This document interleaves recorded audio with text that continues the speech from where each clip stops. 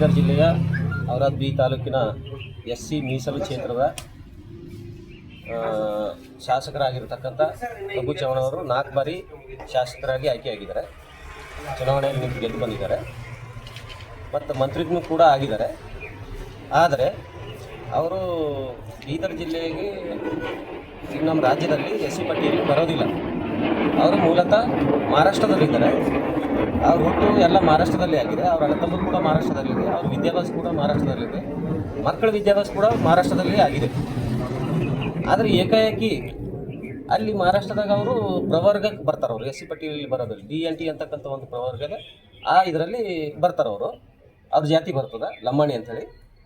ಆದರೆ ಅವರು ಲಂಬಾಣಿ ಅಂಥೇಳಿ ಮತ್ತು ಬಂಜಾರ ಅಂಥೇಳಿ ಬರ್ತದೆ. ಈಗ ಅವರು ಏಕಾಏಕಿ ಬೀದರ್ಗೆ ಬಂದು ಸುಳ್ಳು ಜಾತಿ ಪರಿಶಿಷ್ಟ ಜಾತಿಯ ಒಂದು ಪ್ರಮಾಣ ಪತ್ರ ತಗೊಂಡು ಅಧಿಕಾರಿಗಳಿಗೆ ಲಾಲಚ್ ಹಚ್ಚಿ ತೊಗೊಂಡ್ರು ಏನು ಮಾಡಿದಾರೋ ದಬ್ಬಾಳಿಕೆ ಹಾಕಿದ್ರು ಗೊತ್ತಿಲ್ಲ. ಬಟ್ ಅವರು ಪರಿಶಿಷ್ಟ ಜಾತಿ SC ಅಂಥೇಳಿ ಸರ್ಟಿಫಿಕೇಟ್ ತೊಗೊಂಡು ಚುನಾವಣೆಯಲ್ಲಿ ನಿಂತು 4 ಬಾರಿ ಗೆದ್ದು ಬಂದಿದ್ದಾರೆ. ಇದರಿಂದ ಅವರ ಕ್ಷೇತ್ರದ ಜನರಿಗೆ ಸ್ಪೆಷಲ್ ಆಗಿ ದಲಿತ ಸಮಾಜಕ್ಕೆ ಅಂದರೆ ಪರಿಶಿಷ್ಟ ಜಾತಿ ಎಡಗೈ ಇರ್ಬೋದು ಬಲಗೈ ಇರ್ಬೋದು ಮತ್ತು 101 ಜಾತಿ ಏನಿದೆ SC ಪಟ್ಟಿಯಲ್ಲಿ ಆ 101 ಜಾತಿಯ ಜನರಿಗೆ ಇವರು ಅಗಾಧವಾದಂಥ ಮೋಸ ವಂಚನೆ ಮಾಡಿದ್ದಾರೆ. ಅವ್ರಿಗೆ ಸಿಗಬೇಕಾದಂಥ ಸವಲತ್ತು ಅವ್ರು ಕಸ್ಕೊಂಡು ತಿಂದಾರೆ. ಇದಕ್ಕೆ ನಮ್ಮ ದಲಿತ ಸಂಘಟನೆಗಳು ಯಾವತ್ತೂ ಕೂಡ ಸಹಿಸೋದಿಲ್ಲ. ಅವ್ರ ವಿರುದ್ಧವಾಗಿ ಹೋರಾಟ ಗಂಭೀರ ರೂಪ ತಾಳ್ತದೆ ಅಂಥೇಳಿ ಈ ಮೂಲಕ ನಾನು ಹೇಳ್ತಾ ಇದ್ದೀನಿ.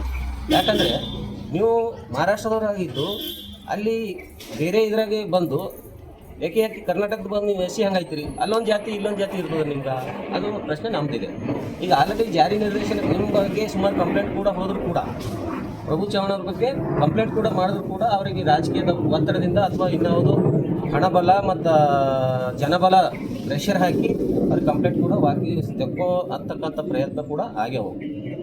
ಆದರೆ ಜಾರಿ ನಿರ್ದೇಶನ ಸ್ಪಷ್ಟವಾಗಿ ಹೇಳಿದ್ರು, ಒಂದು ಜಾತಿ ಮಹಾರಾಷ್ಟ್ರದಲ್ಲಿ ಅವರು ಪ್ರವರ್ಗಕ್ಕೆ ಬರುವುದರಿಂದ ಇಲ್ಲಿ ಆ ಸವಲತ್ತು ಇಲ್ಲಿ ಆ ಮನುಷ್ಯ ಇಲ್ಲಿ SC ಸವಲತ್ತನ್ನು ತಗೊಳ್ಳಿಕ್ಕೆ ಬರೋದಿಲ್ಲ ಅಂತಕ್ಕಂಥ ಒಂದು ಸ್ಪಷ್ಟವಾದಂಥ ನಿಲುವು ಜಾರಿ ನಿರ್ದೇಶನ ಆಯುಕ್ತರು ಕೂಡ ಹೇಳಿದ್ದಾರೆ. ಆದರೆ ಅದಕ್ಕೆ ವಿರುದ್ಧವಾಗಿ ಪ್ರಭು ಚವ್ಹಾಣ್ ಅವರು ಹೈಕೋರ್ಟಿಗೆ ಹೋಗ್ತಾರೆ. ಗುಲ್ಬರ್ಗ ಹೈಕೋರ್ಟು ಅಪೀಲ್ ಹೋಗ್ತಾರೆ, ರಿಟ್ ಅರ್ಜಿ ಹಾಕ್ತಾರೆ.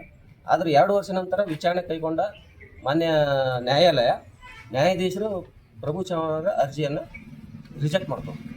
ನೀವು SC ಪಟ್ಟಿಯಲ್ಲಿ ಬರೋದಿಲ್ಲ ಅಂತ ಅಂದಾಗ ಮಾತ್ರ ಈಗ ಯಾವಾಗ ಹೈಕೋರ್ಟೇ ರಿಜೆಕ್ಟ್ ಮಾಡ್ಯಲ್ಲ ಇವ್ರ ಅರ್ಜಿ, ಇವ್ರು SC ಪಟ್ಟಿಯಲ್ಲಿ ಬರೋದಿಲ್ಲ ಅಂತಂದಾಗ ಮತ್ತು ಸರ್ಕಾರ ಏನು ಮಾಡತ್ತದ ಅಂತಕ್ಕಂಥ ಪ್ರಶ್ನೆ ನಮಗೆ ಸರ್ಕಾರಕ್ಕಿದೆ. ಆಯುಕ್ತರು ಏನು ಮಾಡ್ಲತ್ತೀರಿ? ಆಯುಕ್ತರು ಇಮಿಡಿಯೇಟಾಗಿ ಕೋರ್ಟ್ ಕರೀರಿ, ನೀವು ವಿಚಾರಣೆ ಮಾಡಿ ಇಮಿಡಿಯೇಟಾಗಿ ಪ್ರಭು ಚವ್ಹಾಣ್ ಅವರು ಅವ್ರ ಬಗ್ಗೆ ವಿಚಾರಣೆ ಮಾಡ್ಕೊಂಡು ಅವ್ರ ಕಾಸ್ಟ್ ಸರ್ಟಿಫಿಕೇಟನ್ನು ರದ್ದು ಮಾಡಿ ಸರ್ಕಾರಕ್ಕೆ ಸಲ್ಲಿಸ್ರಿ, ವಿಧಾನಸಭೆಯ ಸಭಾಪತಿಗಳಿಗೆ ಸಲ್ಲಿಸ್ರಿ, ಆಮೇಲೆ ರಾಜ್ಯಪಾಲರಿಗೆ ಸಲ್ಲಿಸ್ರಿ. ಅವ್ರ ಶಾಸಕ ಸ್ಥಾನವನ್ನು ರದ್ದು ಮಾಡ್ತಕ್ಕಂಥ ಪ್ರಕ್ರಿಯೆ ಇಮಿಡಿಯೇಟ್ ಆಗಬೇಕು ಅಂತಕ್ಕಂಥ ಮನವಿ ಒತ್ತಾಯ ನಮ್ಮ ಬೀದರ್ ಜಿಲ್ಲೆಯ ವಿವಿಧ ದಲಿತ ಸಂಘಟನೆಗಳ ಒಕ್ಕೂಟ ವತಿಯಿಂದ ನಾವು ಮಾಡ್ತಾ ಇದ್ದೀವಿ.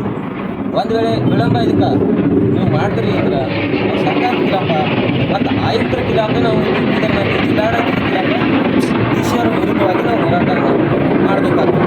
ಈ ಹೋರಾಟ ಮುಖ್ಯವಾದ ಹೋರಾಟ ಆಗ್ತದೆ. ನಮ್ಮ ಎಲ್ಲಿವರೆಗೆ ನಮ್ಗೆ ನ್ಯಾಯ ಸಿಗಲ್ಲ ಅಲ್ಲಿವರೆಗೆ ನಿರಂತರವಾಗಿ ಇರ್ತದೆ ಅಂತ ನಾನು ಚಂದ್ರಕಾಂತ್ ನಿರಾಟೆ, ದಲಿತ ಸೇನೆ ರಾಜ್ಯ ಉಪಾಧ್ಯಕ್ಷರು ಮತ್ತು ವಿವಿಧ ದಲಿತ ಸಂಘಟನೆಗಳ ಒಕ್ಕೂಟದ ಜಿಲ್ಲಾಧ್ಯಕ್ಷರು.